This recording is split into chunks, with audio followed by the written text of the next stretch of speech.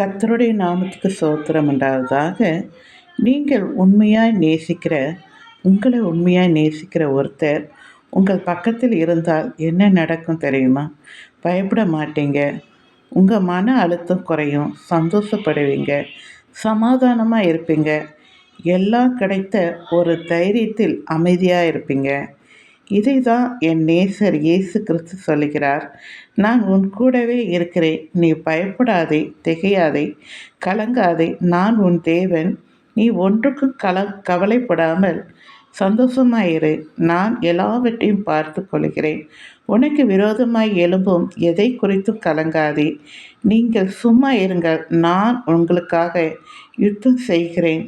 உனக்கு முன்னே போய் கோணலானவைகளை செவ்வையாக்குகிறேன் என்று சொன்ன தேவன் நம்ம அருகில் இருக்க என்னங்க பயம்? இப்படிப்பட்ட நல்ல தெய்வம் இயேசு கிறிஸ்து இருக்க, நமக்கு அப்பாவும் அம்மாவும் நண்பனாகவும் நமக்கு எல்லாத்துக்கும் எல்லாமா இருக்கிற இந்த தெய்வம் இருக்க வேறு என்னங்க வேண்டும்? உங்களை இப்போ மட்டும் இல்லைங்க, உங்களை முதிர் வயதிலும் வரைக்கும் உங்களை தாங்குவேன், தப்புவிப்பேன், ஏந்துவேன், சுமப்பேன் என்று சொல்லியிருக்க பிறகு எதற்கு கவலைப்படுகிறீங்க?